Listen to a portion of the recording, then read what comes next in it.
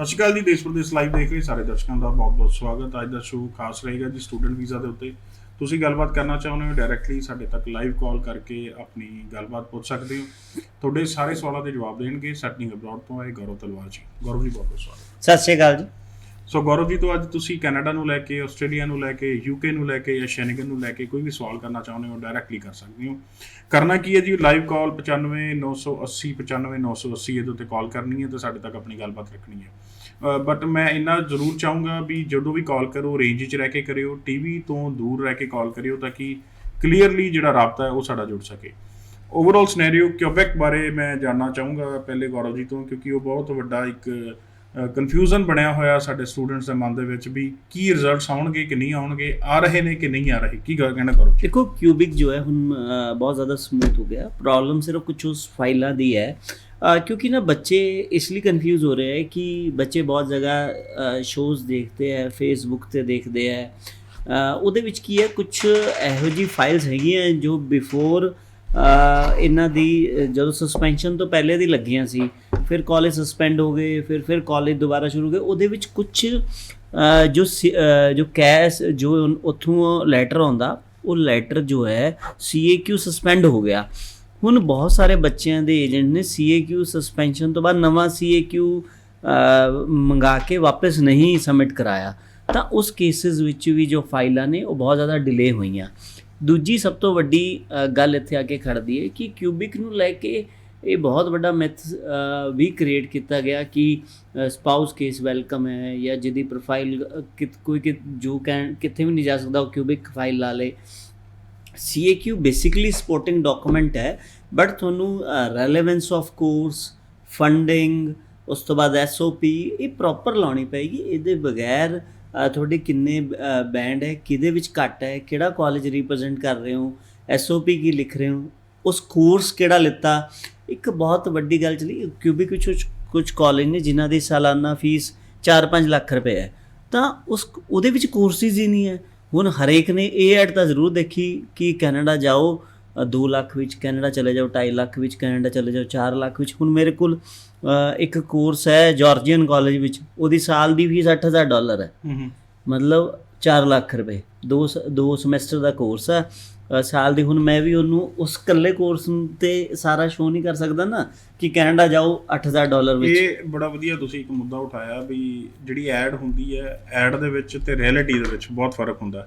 ਆਪਾਂ ਹਮੇਸ਼ਾ ਐਡ ਤੋਂ ਲੈ ਕੇ ਥੋੜ੍ਹਾ ਜਿਹਾ ਕਨਵਿੰਸ ਜਲਦੀ ਹੋ ਜਾਂਦੇ ਹਾਂ ਵੀ ਹਾਂ ਐਡ ਆ ਗਈ ਜੀ 3 ਲੱਖ ਰੁਪਏ, 3.5 ਲੱਖ ਰੁਪਏ 'ਚ, ਕੀ ਉਹ ਸਾਰਿਆਂ ਲਈ ਹੈ, ਕੀ ਉਹਦੇ 'ਚ ਹਰ ਕੋਈ ਐਲੀਜੀਬਲ ਹੈ, ਇਹ ਜਾਣਨਾ ਜ਼ਰੂਰੀ ਹੈ। ਬੜਾ ਵੈਲਿਡ ਪੁਆਇੰਟ ਚੱਕਿਆ ਕਰੋ ਜੀ। ਨਾਲ ਦੇ ਨਾਲ ਸਵਾਲਾਂ ਦਾ ਸਿਲਸਿਲਾ ਸ਼ੁਰੂ ਕਰਦੇ ਹਾਂ, ਇਹ ਡਿਸਕਸ਼ਨ ਨੂੰ ਅੱਗੇ ਵਧਾਵਾਂਗੇ। ਹੈਲੋ ਸਤਿ ਸ਼੍ਰੀ ਅਕਾਲ ਜੀ। ਸਤਿ ਸ਼੍ਰੀ ਅਕਾਲ ਜੀ। ਜੀ ਸਰ। ਸਰ ਮੈਂ ਵਿਨੋਦ ਗੱਲ ਕਰ ਰਿਹਾ ਕਪੂਰਥਲਾ ਤੋਂ ਜੀ। ਤੇ ਮੈਂ ਨਾ ਆਪਣੇ ਬੇਟੇ ਦਾ ਪ੍ਰੋਫਾਈਲ ਡਿਸਕਸ ਕਰਨਾ ਸੀ। ਉਹਨੇ 12th ਕੀਤੀ ਹੈ ਜੀ ਹੁਣੇ 2020 ਦੇ ਵਿੱਚ। ਓਕੇ ਜੀ। ਤੇ ਆਈਲੈਟ ਸਕੋਰ ਉਹਦਾ ਹੈਗਾ ਓਵਰਆਲ 6.5 ਜਿਹੜੇ 2 ਮੋਡਿਊਲ ਦੇ ਵਿੱਚ ਨੇ ਉਹਦੇ। ਓਕੇ ਜੀ। ਸਰ ਇਹ ਕਨਫਿਊਜ਼ਨ ਹੈਗੀ ਸਾਡੇ ਮਾਈਂਡ ਵਿੱਚ, ਕੈਨੇਡਾ ਹੋ ਸਕਦਾ ਹੈ ਜਾਂ USA ਚਲੀਏ।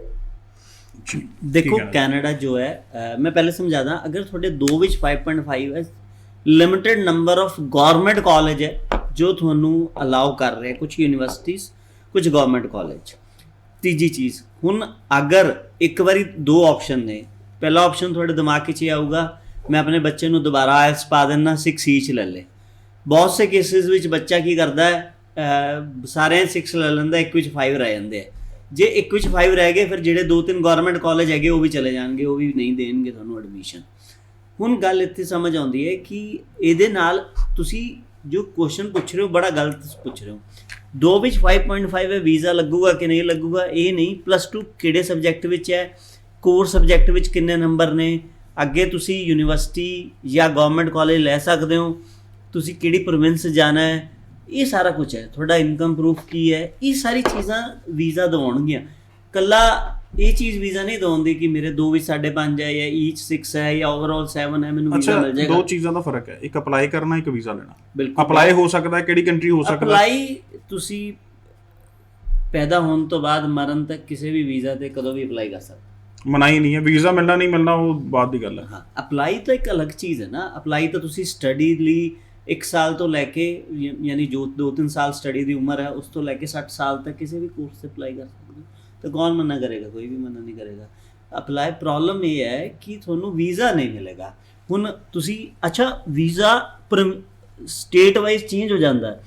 ਤੁਸੀਂ ਪੰਜਾਬ ਤੋਂ ਪੰਜਾਬ ਦਾ ਪਾਸਪੋਰਟ ਹੈ, ਤੁਸੀਂ 2 ਵੀ 5.5 ਹੈ, ਬੜੇ ਸਾਰੇ ਕਾਲਜ ਤੁਹਾਨੂੰ ਅਲਾਉ ਨਹੀਂ ਕਰਨਗੇ। ਦਿੱਲੀ ਚਲੇ ਜਾਓਗੇ ਕੁਝ ਕਾਲਜ ਲੈਣਾ ਸ਼ੁਰੂ ਕਰ ਦੇਣਗੇ, ਉਸ ਤੋਂ ਅੱਗੇ ਚਲੇ ਜਾਓਗੇ ਫਿਰ ਕੁਝ ਕਾਲਜ ਲੈਣਾ ਸ਼ੁਰੂ ਕਰ ਦੇਣਗੇ। ਤੁਸੀਂ ਚਾਈਨਾ ਵਾਲਾ ਬੱਚਾ ਅਗਰ ਦੇ ਦੇਗਾ ਤਾਂ ਉਹਨੂੰ ਵਿਦਆਊਟ ਆਇਲਸ ਵੀ ਦੇ ਦੇਣਗੇ, ਨਾਲ ਉਹ ਲਾ ਦੇਣਗੇ ਪ੍ਰੋਗਰਾਮ। ਹੁਣ ਵਿਦਆਊਟ ਆਇਲਸ ਅਸੀਂ ਵੀ ਲਿੱਤਾ ਬੜੇ ਸਾਰੇ ਕਾਲਜਸ ਤੋਂ ਪ੍ਰੋਗਰਾਮ ਕਿ ਤੁਸੀਂ ਫਾਊਂਡੇਸ਼ਨ ਕਿਉਂ ਨਹੀਂ ਨਾਲ ਦਿੰਦੇ? ਜੇ ਤੁਸੀਂ ਮੈਥ ਦੀ ਕਲਾਸਿਸ ਦੇ ਸਕਦੇ ਹੋ, ਐਲੀ ਕਹਿ ਦਿੰਦੇ ਨੇ, ਹਾਂ ਤੁਸੀਂ ਸਾਰੀ ਕਲਾਸਿਸ ਦੇ ਸਕਦੇ ਹੋ, ਤਾਂ ਫਿਰ ਤੁਸੀਂ ਇੰਗਲਿਸ਼ ਦੀ classes English as a second language ਜਿਹੜਾ ESL ਕੋਰਸ ਆ ਉਹ ਸਾਨੂੰ ਕਿਉਂ ਨਹੀਂ ਦਿੰਦੇ? ਹੁਣ ਉੱਥੇ ਕਾਲਜਸ ਦਾ ਇਹ ਕਹਿਣਾ ਹੈ ਕਿ ਹਾਈ ਕਮਿਸ਼ਨ ਦੀ ਇਹ ਹਮੇਸ਼ਾ ਸੋਚ ਰਹਿੰਦੀ ਹੈ ਕਿ ਹਿੰਦੁਸਤਾਨ ਦੇ ਵਿੱਚ ਇੰਗਲਿਸ਼ 10,000 ਰੁਪਏ ਮਹੀਨੇ ਵਿੱਚ ਸਿਖਾਉਂਦੇ ਆ ਔਰ 12-15 ਹਜ਼ਾਰ ਰੁਪਏ ਟੈਸਟ ਦੀ ਫੀਸ ਹੈ।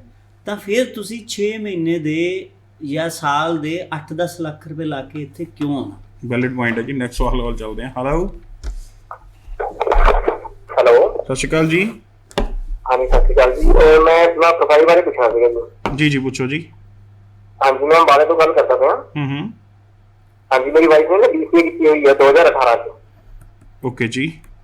ਹਾਂਜੀ ਤੇ ਉਸ ਤੋਂ ਬਾਅਦ ਉਹ ਜੋਬ ਕਰਦੇ ਪਏ ਨੇ, ਅਕਾਊਂਟਿੰਗ ਸੈਲਰੀ ਹੈਗੀ ਹੈ ਲਗਾਤਾਰ ਅਕਾਊਂਟਿੰਗ ਹੁਣ ਤੱਕ।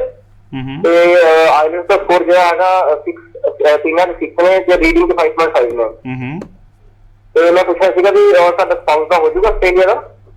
ਸਪਾਊਸ ਆਸਟ੍ਰੇਲੀਆ ਬਿਲਕੁਲ 100%। ਦੇਖੋ ਸਪਾਊਸ ਨੂੰ ਲੈ ਕੇ 2-4 ਚੀਜ਼ਾਂ ਬੜੀ ਜ਼ਰੂਰੀ ਨੇ। ਪਹਿਲੀ ਚੀਜ਼ ਤੁਹਾਡਾ ਸਪਾਊਸ ਬੇਸਿਕਲੀ ਪੜ੍ਹਿਆ ਕਿੰਨਾ ਹੈ। ਸੈਕਿੰਡ, ਅਗਰ ਗ੍ਰੈਜੂਏਟ ਹੈ ਮਾਸਟਰਸ ਲਈ ਜਾ ਰਿਹਾ ਤਾਂ ਸਪਾਊਸ ਨਾਲ ਜਾ ਸਕਦਾ ਹੈ। ਉਸ ਤੋਂ ਬਾਅਦ ਆਸਟ੍ਰੇਲੀਆ ਵਿੱਚ ਸਪਾਊਸ ਦੀ ਕੁਆਲੀਫਿਕੇਸ਼ਨ ਕੀ ਹੈ? ਹੁਣ ਇਹਦੇ ਵਿੱਚ ਮੁੱਦਾ ਇੱਥੋਂ ਨਿਕਲਦਾ 18 ਤੋਂ 20 ਕੀ ਕੀਤਾ। ਉਸ ਤੋਂ ਬਾਅਦ ਸੈਕਿੰਡ ਚੀਜ਼ ਇੱਥੇ ਨਿਕਲਦੀ ਹੈ ਤੁਹਾਡੀ ਮੈਰਿਜ ਕਿੰਨੀ ਪੁਰਾਣੀ ਹੈ। ਕਿਉਂਕਿ ਯੂਨੀਵਰਸਿਟੀ ਦੇਖੋ ਹਾਈ ਕਮਿਸ਼ਨ ਦੀ ਕੋਈ ਵੀ ਗਾਈਡਲਾਈਨ ਨਹੀਂ ਹੈ ਕਿ ਮੈਰਿਜ ਇੰਨੀ ਪੁਰਾਣੀ ਹੋਣੀ ਚਾਹੀਦੀ ਹੈ ਤੁਹਾਡਾ ਡੇਟ, ਕਿਉਂਕਿ ਬੜੀ ਸਾਰੀ ਯੂਨੀਵਰਸਿਟੀਜ਼ ਦੀ ਗਾਈਡਲਾਈਨ ਹੈ ਕਿ ਮੈਨੂੰ ਫਰੈਸ਼ ਮੈਰਿਜ ਚੱਲੇਗੀ 6 ਮਹੀਨੇ ਪੁਰਾਣੀ ਚੱਲੇਗੀ, 1.5 ਸਾਲ ਪੁਰਾਣੀ ਲੈਣੀ ਹੈ, 2 ਸਾਲ ਪੁਰਾਣੀ ਲੈਣੀ ਹੈ। ਸਪਾਊਸ ਗ੍ਰੈਜੂਏਟ ਲੈਣਾ ਹੈ, +2 ਲੈਣਾ ਹੈ। ਸਪਾਊਸ ਕੁਝ ਯੂਨੀਵਰਸਿਟੀਜ਼ ਕਹਿੰਦੀਆਂ ਸਪਾਊਸ ਨੇ ਵੀ IELTS ਕੀਤਾ ਹੋਵੇ। ਤਾਂ ਇਹ ਸਾਰੀ ਰਿਕੁਆਇਰਮੈਂਟ ਹੈਗੀਆਂ ਯੂਨੀਵਰਸਿਟੀਜ਼ ਦੀ। ਆਸਟ੍ਰੇਲੀਆ ਨੂੰ ਲੈ ਕੇ ਬੜਾ ਵੱਡਾ ਫੈਕਟ ਸਾਹਮਣੇ ਆਇਆ ਜਦੋਂ ਅਸੀਂ ਆਸਟ੍ਰੇਲੀਆ ਅੱਜ ਤੋਂ ਪਿਛਲੀ ਵਾਰ ਲੈਵਲ 2 ਵਿੱਚ ਆਏ ਸੀ। ਅਸੀਂ ਜਿੰਨਾ ਬੱਚਿਆਂ ਨੂੰ ਕੈਨਬਰਾ, ਤਸਮਾਨੀਆ ਰੀਜਨਲਸ ਗਾਈਡ ਕਰ ਰਹੇ ਸੀ ਔਰ ਜੋ ਬੱਚੇ ਰੀਜਨਲਸ ਵਿੱਚ ਗਏ ਉਹ ਸਾਰੇ PR ਲੈ ਗਏ। ਜਿੰਨੇ ਬੱਚੇ ਮੈਲਬਨ, ਸਿਡਨੀ ਇਸ ਤਰਫ ਨੂੰ ਜ਼ੋਰ ਲਾਇਆ, ਇੱਧਰ ਨੂੰ ਗਏ, ਕਿਸੇ ਨੂੰ PR ਨਹੀਂ ਮਿਲੇ। ਹੁਣ ਇਹਦੀ ਪ੍ਰੋਬਲਮ ਇਹ ਸੀ ਕਿ ਜੋ ਇਹ ਤੁਸੀਂ ਇਹ ਦੇਖਣਾ ਤੁਹਾਡੇ ਕੋਰਸ ਦੀ ਔਰ PR ਦੀ ਸ਼ਰਤਾਂ ਕਿੱਥੇ। ਔਰ ਰੀਜਨਲਸ ਦੇ ਵਿੱਚ ਹਮੇਸ਼ਾ ਅਡੈਪਟੇਬਿਲਿਟੀ ਜ਼ਿਆਦਾ ਰਹੀ ਹੈ। ਤਾਂ ਜੇ ਤੁਸੀਂ ਮੇਨ ਕੋਰਸ ਰੀਜਨਲਸ ਦਾ, ਮੈਂ ਕਿਉਂ ਕਹਿਣਾ ਚਾਹੁੰਦਾ ਕਿਉਂਕਿ ਲਿਵਿੰਗ ਸਟੈਂਡਰਡ ਔਰ ਜੋ ਖਰਚਾ ਹੈ ਉਹ ਰੀਜਨਲਸ ਦੇ ਵਿੱਚ ਘੱਟ ਹੈ, ਜਦਕਿ ਇਨ ਕੰਪੈਰੀਜ਼ਨ ਟੂ ਮੈਟਰੋ ਸਿਟੀਜ਼ ਮੰਨ ਲਓ ਸਿਡਨੀ ਹੋ ਗਿਆ, ਮੈਲਬਨ ਹੋ ਗਿਆ, ਤੇ ਬਹੁਤ ਜ਼ਿਆਦਾ ਲਿਵਿੰਗ ਐਕਸਪੈਂਸ ਹੈ। ਹੁਣ ਤੁਸੀਂ ਕੈਨੇਡਾ ਵਿੱਚ ਡਾਊਨਟਾਊਨ ਦੇ ਨੇੜੇ ਚਲੇ ਜਾਓ, ਤੁਹਾਨੂੰ ਬੇਸਮੈਂਟ 2200, 2500, 3000 ਤੱਕ ਵੀ ਮਿਲੂਗੀ। ਤੁਸੀਂ ਡਾਊਨਟਾਊਨ ਤੋਂ 30 ਕਿਲੋਮੀਟਰ 40 ਕਿਲੋਮੀਟਰ ਚਲੇ ਜਾਓਗੇ $1000-1200 ਵਿੱਚ ਮਿਲ ਜੂਗੀ। ਹੁਣ ਜਾਂਦੇ ਹੀ $1000-1200 ਦਾ ਤੁਹਾਡਾ ਖਰਚਾ ਸ਼ੁਰੂ ਹੋ ਜਾਂਦਾ ਹੈ। ਫਿਰ ਬੱਚੇ ਨੂੰ ਪ੍ਰੋਬਲਮ ਕੀ ਆਉਂਦੀ ਹੈ ਕਿ ਪਿੱਛੋਂ ਤਾਂ ਪੈਸੇ ਆਉਂਦੇ ਨਹੀਂ ਔਰ ਜਾਂਦੇ ਹੀ 5-6 ਮਹੀਨੇ ਕੰਮ ਮਿਲਦਾ ਨਹੀਂ। ਫਿਰ ਉਹ ਕੀ ਕਰਦਾ, ਆਪਣੀ ਫੀਸ ਵਾਪਸ ਮੁੜਾਉਂਦਾ ਪਹਿਲੇ ਤਾਂ। ਦੂਜਾ ਫਿਰ ਉਹ ਸਭ ਤੋਂ ਸਸਤੇ ਵਾਲਾ ਕਾਲਜ ਲੈ ਲੈਂਦਾ ਹੈ, ਕਿਉਂਕਿ ਹੁਣ ਤੁਸੀਂ 1000 ਕਮਾ ਕੇ 100-200 ਮਹੀਨੇ ਵਾਲਾ ਫੀਸ ਵਾਲਾ ਤਾਂ ਲੈ ਲਓਗੇ, 1000 ਕਮਾ ਕੇ $1000 ਫੀਸ ਵਾਲਾ ਨਹੀਂ ਲੈ ਸਕਦੇ। ਤਾਂ ਇਸ ਲਈ ਇਹ ਪਲੈਨਿੰਗ ਹੁੰਦੀ ਹੈ, ਇਸ ਲਈ ਤੁਸੀਂ ਐਕਸਪੀਰੀਅੰਸ ਲੋਕਾਂ ਕੋਲ ਆਉਂਦੇ ਹੋ, ਕਿਉਂਕਿ ਸਾਨੂੰ ਪਤਾ ਹੁੰਦਾ ਕਿ ਕਿਹੜੀ ਜਗ੍ਹਾ 'ਤੇ ਤੁਸੀਂ ਕੰਮ ਕਰਕੇ ਉੱਥੇ ਲਿਵਿੰਗ ਸਟੈਂਡਰਡ ਕੀ ਹੈ। ਜਿੱਥੇ ਤੁਸੀਂ ਫਸਟ 2 ਸਾਲ ਬਹੁਤ ਕਰੂਸ਼ੀਅਸ ਹੁੰਦੇ ਆ ਤੁਹਾਡੀ ਲਾਈਫ ਦੇ, ਕਿਉਂਕਿ ਉਹ 2 ਸਾਲਾਂ ਵਿੱਚ ਜੇ ਤੁਸੀਂ ਸਾਡੇ ਦਿੱਤੇ ਗਏ ਕੋਰਸ ਨੂੰ ਪ੍ਰੋਪਰ ਔਰ ਦਿੱਤੇ ਹੋਏ ਵਰਕ ਟਾਈਮਸ ਨੂੰ ਵੀ ਤੁਸੀਂ ਇੰਨੀ ਦੇਰ ਕੰਮ ਕਰਨਾ ਹੈ, ਇੰਨੇ ਆਵਰਸ ਪੂਰੇ ਕਰਨੇ ਹੈ, ਇਸ ਲੈਵਲ ਦਾ ਕੋਰਸ ਕਰਨਾ ਹੈ, ਕਰ ਲੈਂਦੇ ਹੋ ਤਾਂ ਡੈਫੀਨੇਟਲੀ ਜੋ ਬੱਚਾ 2 ਸਾਲ ਸਹੀ ਤਰੀਕੇ ਨਾਲ ਸਮਝ ਕੇ ਚੱਲ ਪੈਂਦਾ ਉਹ PR ਲੈ ਜਾਂਦਾ। ਤੁਸੀਂ ਮੈਂ ਸਵਾਲ ਬਾਅਦ 'ਚ ਵੀ ਲੈਣਾ, ਇੱਕ ਸਵਾਲ ਪੁੱਛਣਾ ਚਾਹੁੰਦਾ, ਜਦੋਂ ਤੁਹਾਡੇ ਕੋਲੇ ਬੱਚੇ ਵਿਜ਼ਿਟ ਕਰਦੇ ਪੈਰੈਂਟਸ ਦੇ ਨਾਲ, ਬਿਲਕੁਲ ਕੈਨੇਡਾ ਨੂੰ ਲੈ ਕੇ ਕੀ ਕਨਫਿਊਜ਼ਨ ਹੈ? ਕਿਉਂਕਿ ਤੁਸੀਂ ਕਾਫੀ ਵੀਜ਼ਾ ਵੀ ਲਏ ਆ, AIPs ਵੀ ਆਈਆਂ ਨੇ, ਆਸਟ੍ਰੇਲੀਆ ਦਾ ਵੀਜ਼ਾ ਵੀ ਆਏ ਆ, ਤੁਸੀਂ ਕਾਫੀ ਸਾਂਝੇ ਵੀ ਕੀਤੇ ਆ ਹਰ ਸ਼ੋਅ ਦੇ ਵਿੱਚ।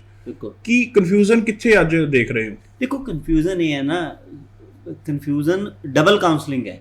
ਹੁਣ ਇੱਕ ਤਰਫ ਤਾਂ ਕੈਨੇਡਾ, ਇੱਕ ਬੱਚਾ ਆ ਗਿਆ ਮੇਰੇ ਕੋਲ, ਉਹ ਕਹਿ ਰਿਹਾ ਕਿ ਮੈਂ ਆਪਣੀ ਬੇਟੀ ਲਈ ਹੌਸਪਿਟੈਲਿਟੀ ਦਾ ਕੋਰਸ ਲੈਣਾ। ਹੁਣ ਹੌਸਪਿਟੈਲਿਟੀ ਦਾ ਕੋਰਸ 4 ਲੱਖ ਰੁਪਏ ਸਾਲ ਵਿੱਚ ਕਿੱਥੋਂ ਮਿਲ ਜੂਗਾ? ਹੈ ਹੀ ਨਹੀਂ। ਹੌਸਪਿਟੈਲਿਟੀ ਦਾ ਕੋਰਸ $20,000-22,000 ਦਾ ਕੋਰਸ ਹੈ। ਹੁਣ ਗੱਲ ਇੱਥੇ ਖੜਦੀ ਹੈ ਕਿ ਤੁਹਾਡੀ ਕੋਰਸ ਡਿਮਾਂਡ ਕੀ ਹੈ। ਕੋਰਸ ਡਿਮਾਂਡ ਤੋਂ ਬਾਅਦ ਹੁਣ ਤੁਸੀਂ ਪ੍ਰਾਈਵੇਟ ਪਾਇਲਟ ਲਾਇਸੈਂਸ ਲੈਣਾ, ਤੁਹਾਡਾ ਬੱਚਾ +2 ਨਾਨ ਮੈਡੀਕਲ ਹੈ, ਠੀਕ ਹੈ, ਉਹ ਉੱਥੇ ਇਹਦਾ ਬੜਾ ਸਕੋਪ ਆ। ਹੁਣ ਉਹ ਕਿਵੇਂ ਤੁਸੀਂ 2 ਲੱਖ ਵਿੱਚ ਕੋਰਸ ਮਿਲ ਜੂਗਾ? ਉਹਦਾ ਡਰਾਈਵਿੰਗ ਲਾਇਸੈਂਸ ਹੀ $250 ਪਰ ਆਵਰ ਦਾ। ਹੁਣ ਇੱਥੇ ਇਹ ਚੱਕਰ ਹੈ ਅਮਨ ਜੀ ਕਿ ਤੁਸੀਂ ਕੰਪੈਰੀਜ਼ਨ, ਸਟੱਡੀ ਦਾ ਕੰਪੈਰੀਜ਼ਨ ਪੈਸੇ ਨਾਲ ਕਿਵੇਂ ਕਰ ਸਕਦੇ ਹੋ? ਠੀਕ ਹੈ, ਹੈਗੇ ਮੇਰੇ ਕੋਲ ਵੀ ਹੈ ਕਾਲਜਸ ਜਿਹਦੀ 4 ਲੱਖ। ਮੈਂ ਤੁਹਾਨੂੰ ਜਾਰਜੀਅਨ ਕਾਲਜ ਦਾ ਔਰ ਬੜੇ ਸਾਰੇ ਕਨਸਟਰ ਕਾਲਜ ਦਾ ਐਗਜ਼ਾਮਪਲ ਦਿੱਤਾ। 8,000 ਦਾ ਫੀਸ ਹੈ। ਯੂਨੀਵਰਸਿਟੀ ਵਿੱਚ ਵੀ ਪ੍ਰੋਗਰਾਮ ਹੈ ਜਿਹਦੀ ਸਾਲ ਦੀ ਫੀਸ $6,000। ਸਾਰੇ ਲਈ ਨਹੀਂ ਹੈ। ਸਾਰੇ ਕਿਵੇਂ ਚਲੇ ਜਾਣਗੇ? ਸਾਰਾ ਪੰਜਾਬ $6,000 ਵਾਲੀ ਫੀਸ ਵਾਲੇ ਕਾਲਜ ਵਿੱਚ ਕਿਵੇਂ ਚਲਾ ਜਾਊਗਾ? ਇਹ ਸਿਰਫ ਇੱਕ ਦਿਖਾਉਣ ਨੂੰ ਐਡ ਹੈ। ਹਾਥੀ ਦੇ ਦੰਦ ਕਹਿੰਦੇ ਦਿਖਾਉਣ ਵਾਲੇ ਹੋਰ, ਖਾਣ ਵਾਲੇ। ਉਹਦੇ ਵਿੱਚ ਪ੍ਰੋਬਲਮ ਇਹ ਹੈ ਨਾ ਕਿ ਜੋ ਤਾਂ ਮੰਨ ਜੂਗਾ ਉਹਨੂੰ ਸ਼ਿਫਟ ਕਰ ਦਾਂਗੇ, ਜੋ ਨਹੀਂ ਮੰਨੂਗਾ ਉਹਦੀ ਲਾ ਦਾਂਗੇ।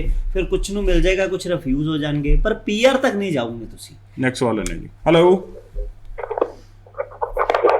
ਸਤਿ ਸ਼੍ਰੀ ਅਕਾਲ ਜੀ। ਹਾਂਜੀ ਹਾਂਜੀ ਸਰ, ਮੈਂ ਆਪਣੇ ਪ੍ਰੋਫਾਈਲ ਦਾ ਪਤਾ ਕਰਨਾ। ਮੈਂ +2 ਕੀਤੀ ਹੈ 2012 ਦੇ ਵਿੱਚ। 2012 ਵਿੱਚ +2 ਕੀਤੀ ਹੈ ਕਾਮਰਸ ਦੇ ਵਿੱਚ। ਅੱਛਾ ਜੀ। ਉਸ ਤੋਂ ਬਾਅਦ ਮੈਂ 2 ਸਾਲ ਲੱਗ ਆਇਆ था। ਤੇ ਮੈਂ 2018 ਦੇ ਵਿੱਚ ਆਪਣੀ ਗ੍ਰੈਜੂਏਸ਼ਨ ਕੀਤੀ ਸੀ। ਅੱਛਾ ਜੀ। ਤੇ ਮੈਂ ਵਿਦਆਊਟ ਆਈਲੈਟਸ ਅਪਲਾਈ ਕਰਨਾ, ਕਿਹੜੀ ਕੰਟਰੀ ਸਹੀ ਰਹੇਗੀ ਸਟੱਡੀ ਵੀਜ਼ਾ ਲਈ? ਦੇਖੋ ਜੀ, ਸਟੱਡੀ ਵੀਜ਼ਾ ਲਈ ਇਸ ਸਮੇਂ 2-3 ਯੂਰਪ ਵੱਲ ਤੁਹਾਨੂੰ ਜਾਣਾ ਚਾਹੀਦਾ। ਚਾਹੇ ਤੁਸੀਂ ਜਰਮਨੀ ਚਲੇ ਜਾਓ, ਮਾਲਟਾ ਚਲੇ ਜਾਓ, ਯੂਕਰੇਨ ਜੋ ਹੈ ਉਹ ਆ ਗਿਆ। ਬੜੀ ਸਾਰੀ ਕੰਟਰੀਜ਼ ਹੁਣ ਸਟੈਪ ਬਾਏ ਸਟੈਪ ਆਪਣੇ ਆਪ ਨੂੰ ਓਪਨ ਕਰ ਰਹੀਆਂ ਔਰ ਵੈਲਕਮ ਕਰ ਰਹੀਆਂ। ਇਹਦੇ ਵਿੱਚ ਇੱਕ ਧਿਆਨ ਦੇਣ ਚੀਜ਼ ਜ਼ਰੂਰਤ ਹੈ। ਹੁਣ ਅਸੀਂ ਜਰਮਨੀ ਦੀ ਗੱਲ ਕਰਦੇ ਹਾਂ, ਬੱਚਾ ਸਾਡੇ ਕੋਲ ਕਾਉਂਸਲਿੰਗ ਲੈਣ ਆਉਂਦਾ, ਅਸੀਂ ਕਹਿੰਦੇ ਬਲੌਕ ਅਕਾਊਂਟ ਚਾਹੀਦਾ ਹੈ, ਇੰਨੀ ਫੀਸ ਚਾਹੀਦੀ ਹੈ। ਬੱਚਾ ਕਿਸੇ ਹੋਰ ਬੋੜੀ ਚੱਲਦਾ ਹੈ, ਉਹ ਕਹਿੰਦਾ ਮੈਂ ਤੈਨੂੰ ਉੱਥੇ ਨਾ ਇੱਕ ਲੈਂਗੁਏਜ ਪ੍ਰੋਗਰਾਮ ਹੈ, ਉਹਦੇ ਵਿੱਚ ਉਹ ਕਹਿੰਦਾ ਯਾਰ 50,000 ਪਹਿਲੇ ਦੇ 2 ਲੱਖ ਵੀਜ਼ਾ ਤੋਂ ਬਾਅਦ ਹੈ ਨਾ। ਹੁਣ ਉਸ ਚੀਜ਼ ਦੇ ਨਾਲ ਸਾਡਾ ਕੰਪੈਰੀਜ਼ਨ ਨਹੀਂ ਅਸੀਂ ਕਰ ਸਕਦੇ। ਯੂਨੀਵਰਸਿਟੀ ਪ੍ਰੋਗਰਾਮਸ ਦਾ ਅਸੀਂ ਲੈਂਗੁਏਜ ਪ੍ਰੋਗਰਾਮ ਅਕੈਡਮੀ ਨਾਲ ਕੋਈ ਕੰਪੈਰੀਜ਼ਨ ਨਹੀਂ ਹੈ, ਕੋਈ ਉਹਦੇ ਨਾਲ ਕੰਪੀਟੀਸ਼ਨ ਨਹੀਂ ਹੈ। ਤਾਂ ਤੁਸੀਂ ਇਹ ਜ਼ਰੂਰ ਦੇਖਣਾ ਹੈ ਕਿ ਤੁਸੀਂ ਕਿੰਨੇ ਟਾਈਮ ਦੀ ਫੀਸ ਹੈ, ਕਿਹੜਾ ਕੋਰਸ ਹੈ। ਕਿਉਂਕਿ ਅਪਲਾਈ ਫਿਰ ਉਹੀ ਗੱਲ ਹੈ, ਅਪਲਾਈ ਤੁਸੀਂ ਗੱਲ ਸਮਝੋ ਨਾ, ਤੁਸੀਂ ਇੱਥੋਂ ਲਾਤਾ ਮੈਂ ਜਰਮਨ ਸਿੱਖਣ ਜਾਣਾ, ਹੁਣ ਇੰਗਲਿਸ਼ ਤੁਸੀਂ ਕੀਤੀ ਨਹੀਂ, ਇੰਗਲਿਸ਼ ਤੁਹਾਨੂੰ ਆਉਂਦੀ ਨਹੀਂ, ਜਿੱਥੇ ਤੁਸੀਂ ਸ਼ੁਰੂ ਤੋਂ ਪੜ੍ਹ ਰਹੇ ਹੋ ਅੱਜ ਤੱਕ ਪੜ੍ਹੇ ਹੋ, ਵਿਦਆਊਟ ਆਇਲਸ ਤੁਸੀਂ ਅਪਲਾਈ ਕਰ ਰਹੇ ਹੋ ਔਰ ਅੰਬੈਸੀ ਨੂੰ ਇਹ ਕਹਿ ਰਹੇ ਹੋ ਕਿ ਮੈਂ 1 ਸਾਲ ਹੀ ਜਰਮਨ ਸਿੱਖ ਲਾਂਗਾ, ਹਾਲਾਂਕਿ ਜਰਮਨ ਇੱਥੇ ਵੀ ਸਿਖਾ ਰਹੇ। ਇੰਟੈਂਸ਼ਨਸ ਕਲੀਅਰ ਨਹੀਂ ਹੁੰਦੇ। ਹਾਂ ਬਿਲਕੁਲ, ਤੁਹਾਡੀ ਇੰਟੈਂਸ਼ਨ ਹੀ ਗਲਤ ਹੈ।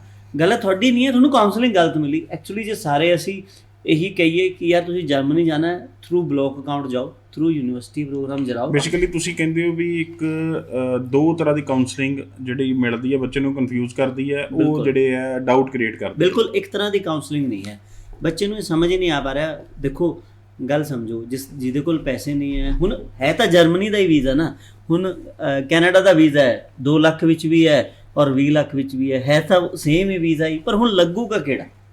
ਇੱਥੋਂ ਤੱਕ ਤਾਂ ਫਿਰ ਬੱਚਾ ਸੋਚਦਾ ਹੀ ਨਹੀਂ, ਪਹੁੰਚਦਾ ਹੀ ਨਹੀਂ ਹੈ, ਫਿਰ ਉਹਨੂੰ ਪ੍ਰੋਬਲਮ ਆਉਂਦੀ ਹੈ। ਪਰ ਜਿਵੇਂ ਕੈਨੇਡਾ ਦੀ ਗੱਲ ਕਰੀਏ, ਹੁਣ ਇਨਟੇਕਸ ਦੀ ਗੱਲ ਕਰਦੇ ਹਾਂ, ਕਿਹੜੇ ਇਨਟੇਕਸ ਪੋਸੀਬਿਲਿਟੀ ਦੇਖਦੇ ਹੋ ਆਫਟਰ ਮਈ? ਦੇਖੋ ਆਫਟਰ ਮਈ ਸੈਪਟੈਂਬਰ ਇਨਟੇਕ ਹੈ, ਬਟ ਬਹੁਤ ਫਾਸਟ ਜੋ ਸੀਟਸ ਹੈ ਉਹ ਯੂਜ਼ ਹੋ ਰਹੀਆਂ, ਬੱਚੇ ਲੈ ਰਹੇ। ਜਿਹੜੇ ਕੁਝ ਰੋਲਿੰਗ ਇਨਟੇਕ ਜੁਲਾਈ ਦਾ ਵੀ ਕਹਿ ਰਹੇ ਕੁਝ ਕਾਲਜ। ਦੇਖੋ ਉਹਦੇ ਵਿੱਚ ਇਹ ਹੈ, ਜੁਲਾਈ ਦੇ ਵਿੱਚ ਕੁਝ ਕਾਲਜਸ ਨੇ ਐਕਸਟੈਂਸ਼ਨ ਲਿੱਤੀਆਂ, ਕੁਝ ਕਾਲਜਸ ਦੇ ਜੋ ਪ੍ਰੋਗਰਾਮ ਹੈ ਉਹ ਜੁਲਾਈ ਦੇ ਵਿੱਚ ਸ਼ੁਰੂ ਹੈ। ਮਤਲਬ ਇਨਟੇਕ ਨਹੀਂ ਹੈ, ਉਹ ਕੁਝ ਕਹਿ ਸਕਦੇ ਹਾਂ ਕੋਰਸਿਸ ਸ਼ੁਰੂ ਹੋਣਗੇ ਜੁਲਾਈ। ਦੇਖੋ ਉਹ ਵੀ ਕਨਫਿਊਜ਼ਨ ਹੈ। ਹੁਣ ਗੱਲ ਸਮਝੋ, ਮੈਨੂੰ ਬੱਚਾ ਕਾਲ ਕਰ ਰਿਹਾ, ਹੁਣ ਉਹਦਾ ਕੋਰਸ ਹੀ ਸੈਪਟੈਂਬਰ ਹੈ, ਹੁਣ ਜਨਵਰੀ ਤੋਂ ਬਾਅਦ ਕਈ ਕੋਰਸ ਹੀ ਸੈਪਟੈਂਬਰ ਹੁੰਦੇ, ਮਈ ਵਿੱਚ ਹੁੰਦੇ ਹੀ ਨਹੀਂ। ਹੁਣ ਉਹਨਾਂ ਨੂੰ ਕੋਈ ਬੁਲਾ ਕੇ ਕਹਿ ਦੇ ਕਿ ਮੈਂ ਮਈ ਦਵਾ ਦਾਂਗਾ, ਮੈਂ ਅਪ੍ਰੈਲ ਦਵਾ ਦਾਂਗਾ। ਅੱਛਾ ਹੁੰਦਾ ਇਹ ਫਾਈਲ ਲੈ ਲਈ ਜਾਂਦੀ ਹੈ, ਬਾਅਦ ਚ ਲਾਰੇ ਲਾ ਕੇ ਭੇਜਣਾ ਸਤੰਬਰ 'ਚ ਹੀ ਹੁੰਦਾ। ਜਾ ਹੀ ਨਹੀਂ ਸਕਦੇ ਨਾ। ਜੋ ਗਾਈਡ ਦੇਖੋ, ਅਸੀਂ ਜੋ ਤੁਹਾਨੂੰ ਗਾਈਡ ਕਰਤਾ ਉਹ ਗਾਈਡੈਂਸ ਜੰਮੂ ਕਸ਼ਮੀਰ ਤੋਂ ਕਰਨੇ ਹਮਾਰੇ ਤੱਕ ਉਹੀ ਰਹੂਗੇ। ਜੇ ਤੁਸੀਂ ਇੰਜੀਨੀਅਰਿੰਗ ਕਰੋਗੇ ਤਾਂ ਮੈਨੂੰ ਇੱਕ ਇੰਜੀਨੀਅਰਿੰਗ ਦਾ ਕੋਰਸ ਲੱਭ ਦਿਓ, ਚਾਹੇ ਉਹ PG ਹੈ ਚਾਹੇ ਡਿਪਲੋਮਾ ਹੈ, 1 ਸਾਲ ਦਾ ਹੈ, ਜਿਹੜਾ ਤੁਹਾਨੂੰ $4,000 ਵਿੱਚ 1 ਸਾਲ ਦੀ ਫੀਸ ਦੇ ਦੇ। ਹੈ ਹੀ ਨਹੀਂ। ਹੁਣ ਤੁਸੀਂ ਇੱਕ ਬਿਜ਼ਨਸ ਕੋਰਸ ਜ਼ਰੂਰ ਲੱਭ ਸਕਦੇ ਹੋ, ਕਿਉਂਕਿ ਉਹਦੇ 'ਚ ਕੋਈ ਪ੍ਰੈਕਟੀਕਲ ਵਰਕ ਨਹੀਂ ਹੈ, ਉਹ ਇੱਕ ਕਮਰੇ ਵਿੱਚ ਵੀ ਪੜ੍ਹਾਇਆ ਜਾ ਸਕਦਾ ਹੈ। ਤਾਂ ਇਹ ਚੀਜ਼ ਹੁੰਦਾ ਹੈ ਕਿ ਕਿੰਨਾ ਵੱਡਾ ਕੈਂਪਸ ਹੈ, ਕਿੰਨੇ ਬੱਚੇ ਪੜ੍ਹ ਰਹੇ ਹੈ, ਯੂਨੀਵਰਸਿਟੀ ਕਿਹੜੀ ਹੈ। ਹੁਣ ਫਾਸਟ ਟਰੈਕ ਇਹ ਜ਼ਰੂਰ ਤੁਹਾਨੂੰ ਆਪਸ਼ਨ ਅਸੀਂ ਦੇ ਸਕਦੇ ਹਾਂ। ਤੁਸੀਂ 4 ਸਾਲ ਦੀ ਡਿਗਰੀ 3.5 ਸਾਲ ਵਿੱਚ ਕਰ ਲਓ, 3 ਸਾਲ ਵਿੱਚ ਕਰ ਲਓ, 2.5 ਸਾਲ ਵਿੱਚ ਕਰ ਲਓ, ਤੁਹਾਡੀ ਕੈਪੇਬਿਲਿਟੀ। ਬਟ ਜੇ ਤੁਸੀਂ 2.5 ਸਾਲ 'ਚ ਕਰੋਗੇ ਫਿਰ 4 ਸਾਲ ਦੀ ਫੀਸ ਵੀ ਤੁਹਾਨੂੰ 2.5 ਸਾਲ 'ਚ ਹੀ ਭਰਨੀ ਪਏਗੀ। ਇਹ ਸਾਰੀਆਂ ਚੀਜ਼ਾਂ ਸਮਝਣ ਵਾਲੀਆਂ ਨੇ। ਇਹ ਸਾਰੀ ਚੀਜ਼ਾਂ ਸਵਾਲ ਲੈਣੇ ਜੀ। ਹੈਲੋ ਹੈਲੋ, ਸਤਿ ਸ਼੍ਰੀ ਅਕਾਲ ਜੀ। ਸਤਿ ਸ਼੍ਰੀ ਅਕਾਲ ਸਰ। ਹਾਂਜੀ ਜੀ ਮੈਮ, ਕੀ ਪੁੱਛਣਾ ਚਾਹੁੰਦੇ ਹੋ? ਸਰ, ਐਕਚੁਅਲੀ ਮੈਂ ਪੁੱਛਣਾ ਸੀਗਾ, ਮੇਰੀ ਨਾ MBA ਕੀਤੀ ਹੋਈ ਹੈ 2019 ਦੇ ਵਿੱਚ, ਤੇ 2019 ਦੇ ਵਿੱਚ ਮੈਂ ਹੁਣ ਤੱਕ ਵਰਕਿੰਗ ਤੇ ਹੈਗੀ ਹਾਂ, ਤੇ ਜਿਹੜੀ ਮੇਰੀ ਸੈਲਰੀ ਹੈ ਉਹ ਅਕਾਊਂਟ 'ਚ ਨਹੀਂ ਆ ਰਹੀ, ਕੈਸ਼ ਹੀ ਆ ਰਹੀ ਹੈ। ਤੇ ਰੀਸੈਂਟਲੀ ਮੈਂ ਹੁਣ IELTS ਦਾ ਐਗਜ਼ਾਮ ਦਿੱਤਾ ਵਾ, ਤੇ ਮੇਰਾ ਬੈਂਕ ਤੇ ਜਿਹੜਾ ਹੈਗਾ 6.5 ਨੈਟ ਲੈਵਲ 5.5 ਹੈ। 5.5 ਕਿੰਨੇ ਚੋਂ ਹੈ? ਤੇ ਮੈਂ ਇਹ ਪੁੱਛਣਾ ਸੀਗਾ ਕਿ ਮੇਰਾ ਕਿੱਥੇ ਮਤਲਬ ਐਲੀਜੀਬਿਲਟੀ ਬਣਦੀ, ਮੈਂ ਕਿੱਥੇ ਕਰ ਸਕਦੀ ਹਾਂ? ਮੈਮ 5.5 ਕਿੰਨੇ ਚੋਂ ਹੈ? ਦੋ ਹੈ ਸਰ। ਇਹ ਕੀਤਾ ਕੀ ਹੋਇਆ ਨਾ, MBA ਕੀਤੀ ਹੈ 2019 ਚ। ਓਕੇ, ਹੁਣ MBA ਤੋਂ ਬਾਅਦ ਨਾ ਗੱਲ ਇਹ ਹੈ ਕਿ ਕੰਟਰੀ ਕਿਹੜੀ ਚੂਜ਼ ਕਰਨੀ, ਉਹ ਤੁਹਾਨੂੰ ਆਪਸ਼ਨ ਪੁੱਛ ਰਹੇ। ਬਿਲਕੁਲ, ਅਸੀਂ ਤੁਹਾਨੂੰ ਦੋਨੋਂ ਆਪਸ਼ਨ ਦਾਂਗੇ, you go for UK, you go for Australia. ਕਿਉਂਕਿ ਨਾ MBA ਤੋਂ ਬਾਅਦ ਬੜੇ ਘੱਟ ਕੋਰਸਿਸ ਰਹਿ ਜਾਂਦੇ ਆ ਕੈਨੇਡਾ ਵਿੱਚ, ਫਿਰ ਉਹਨਾਂ ਦੀ ਜੋ ਗਵਰਨਮੈਂਟ ਕਾਲਜ ਉਹਨਾਂ ਦੀ ਰਿਕੁਆਇਰਮੈਂਟ ਹੈ। ਹੁਣ ਤੁਸੀਂ MBA ਤੋਂ ਬਾਅਦ ਦੁਬਾਰਾ MBA ਲਈ ਫਾਈਲ ਨਹੀਂ ਲਾ ਸਕਦੇ। MBA ਤੋਂ ਬਾਅਦ ਦੁਬਾਰਾ, ਅੱਛਾ ਪ੍ਰੋਬਲਮ ਪਤਾ ਹੈ, ਇਹ ਬੱਚਾ ਡਬਲ ਕਾਉਂਸਲਿੰਗ ਕਿੱਥੇ ਫਸਦਾ, ਜਦੋਂ ਅਸੀਂ ਇਹਨੂੰ ਸਮਝਾਉਂਦੇ ਹਾਂ ਵੀ ਇਹ ਤੁਹਾਨੂੰ ਬਿਜ਼ਨਸ, ਇੰਟਰਨੈਸ਼ਨਲ ਬਿਜ਼ਨਸ ਦਾ ਲੈਣਾ ਪਏਗਾ ਐਡਵਾਂਸ PG ਡਿਪਲੋਮਾ। ਹੁਣ ਬੜੇ ਸਾਰੇ PG ਡਿਪਲੋਮਾ ਤੁਹਾਨੂੰ ਗਾਈਡ ਕਰਨਗੇ ਔਰ ਤੁਹਾਨੂੰ ਐਡਮਿਸ਼ਨ ਵੀ ਮਿਲੂਗੀ ਕਾਲਜਸ ਵਿੱਚ, ਬਟ ਹਾਈ ਕਮਿਸ਼ਨ ਨੇ ਵੀਜ਼ਾ ਨਹੀਂ ਦੇਣਾ, ਕਿਉਂਕਿ ਤੁਸੀਂ ਪਹਿਲਾਂ ਹੀ MBA ਕਰ ਚੁੱਕੇ ਹੋ। ਤੁਸੀਂ ਵਾਪਸੀ ਵੱਲ ਕਿਵੇਂ ਜਾਓਗੇ? ਤੁਸੀਂ ਉਸ ਤੋਂ ਅੱਗੇ ਇੱਕ ਹੁਣ MBA ਤੁਸੀਂ ਮਾਰਕੀਟਿੰਗ ਵਿੱਚ ਕੀਤੀ, ਤੁਸੀਂ ਫਾਈਨੈਂਸ ਵਿੱਚ ਕੀਤੀ, ਇਹ ਵੀ ਦੇਖਣਾ ਪਏਗਾ। ਉਸ ਤੋਂ ਬਾਅਦ ਐਡਵਾਂਸ PG ਡਿਪਲੋਮਾ ਉਹ ਲੈਣਾ ਪਏਗਾ ਤਾਂ ਕਿ ਐਕਸਪਰਟਾਈਜ਼ ਜੋ ਹੈ ਉਹ ਅੱਗੇ ਵੱਧ ਸਕੇ। ਤਾਂ ਡੈਫੀਨੇਟਲੀ ਇਹ ਸਮਝਣਾ ਪੈਂਦਾ ਕਿ ਪੁਰਾਣਾ ਮੇਰਾ ਕੋਰਸ ਕੀ ਸੀ, ਨੈਕਸਟ ਕੋਰਸ ਕਿਹੜਾ ਹੈ, ਕਿਉਂਕਿ ਕੋਰਸ ਦੀ ਰੈਲੇਵੈਂਸੀ ਨੂੰ ਲੈ ਕੇ ਬਹੁਤ ਜ਼ਿਆਦਾ ਰਿਫਿਊਜ਼ਲਸ ਹੁੰਦੀ ਹੈ।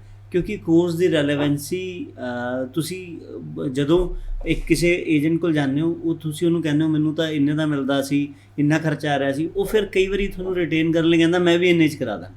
ਫਿਰ ਇਹ ਬੜੀ ਪ੍ਰੋਬਲਮ ਹੈ, ਕਿਉਂਕਿ ਕੋਰਸ ਦੀ ਰੈਲੇਵੈਂਸੀ, ਫੀਸ ਕੰਟਰੋਲ ਨਹੀਂ ਕਰ ਸਕਦਾ ਕੋਈ ਵੀ ਕੰਸਲਟੈਂਟ ਏਜੰਟ। ਜੋ ਫੀਸ ਕਾਲਜ ਯੂਨੀਵਰਸਿਟੀਜ਼ ਦੀ ਹੈ ਉਹਦੇ ਵਿੱਚ ਅਸੀਂ ਤੁਹਾਡਾ ਜੋ ਡਾਇਰੈਕਟ ਹੈ ਉਹ ਇੰਨੀ ਹੈਲਪ ਜ਼ਰੂਰ ਕਰ ਸਕਦੇ ਹਾਂ ਕਿ ਅਸੀਂ ਤੁਹਾਨੂੰ ਸਕਾਲਰਸ਼ਿਪ ਦਿਵਾ ਸਕਦੇ ਹਾਂ, ਅਗਰ ਤੁਸੀਂ ਡਿਜ਼ਰਵ ਕਰਦੇ ਹੋ ਤਾਂ ਉਹ ਸਕਾਲਰਸ਼ਿਪ $1-2 ਤੋਂ ਲੈ ਕੇ $10,000 ਤੱਕ ਜਾਂਦੀ ਹੈ।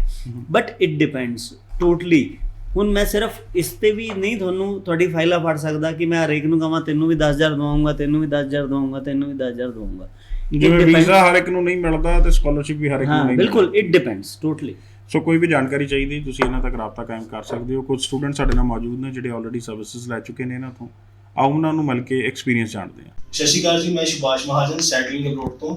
ਅੱਜ ਸਾਡੇ ਲਈ ਬਹੁਤ ਖੁਸ਼ੀ ਭਰੀ ਗੱਲ ਹੈ ਕਿ ਅੱਜ ਅਸੀਂ ਵਿਦਆਊਟ ਆਈਲੈਟਸ 8 ਸਾਲ ਦਾ ਸਟੱਡੀ ਗੈਪ ਦਾ ਵੀਜ਼ਾ UK ਦਾ ਲੈ ਲਿਆ। ਕੰਗ੍ਰੈਚੁਲੇਸ਼ਨ ਮੈਮ ਕਿ ਤੁਹਾਡਾ ਵੀਜ਼ਾ UK ਦਾ ਅਚੀਵ ਹੋ ਗਿਆ। ਸੋ ਮੈਮ ਤੁਸੀਂ ਆਪਣਾ ਐਕਸਪੀਰੀਅੰਸ ਸ਼ੇਅਰ ਕਰੋਗੇ, ਤੁਹਾਡਾ ਸਾਡੀ ਕੰਪਨੀ ਨਾਲ ਕਿਵੇਂ ਰਿਹਾ? Hi, this is Gagandeep Kaur from Nawashahar. I did GNM from 2008 to 12, and I had a gap for 7 years.